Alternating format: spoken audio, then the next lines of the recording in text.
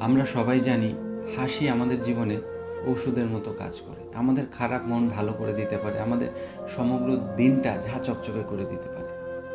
কিন্তু সবসময় কিন্তু সেটা নয়। ওষুধের মতো যতই আমাদের জীবনে হাসি হোক না কেন, ওষুধের মতোই কিন্তু আমাদের জীবনে হাসিকে ব্যবহার করতে হবে।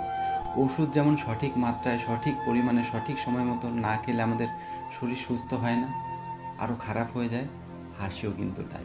তোমরা বলবে কেমনভাবে? বলছি। একটি দুস্থ মানুষ যখন সে কষ্ট পাচ্ছে, তার সামনে যদি তুমি হাসো, সেই হাসি কিন্তু তার মনকে আরও বেশি ব্যথিত করে তুলবে। একটি দুর্ঘটনা কবলিত মানুষের সামনে তুমি যদি হাসো, তাহলে সেই যন্ত্রণা থেকে তোমার হাসিটা তাকে আরও বেশি যন্ত্রণা দেবে। যার স্বজনহারা হয়েছে, তার সামনে তুমি যদি এই হাসিটা হাসো, সে স্বজনহারা যন্ত্রণার থেকেও বেশি যন্ত্রণা পাবে। বুঝতে পারলে তো? হাসিটা সবসময় মনোমুগ্ধকর হয় না, ভালো হয় না।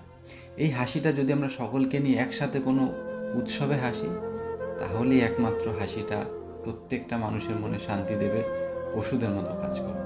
তাই মনে রাখতে হবে কখন হাসা উচিত।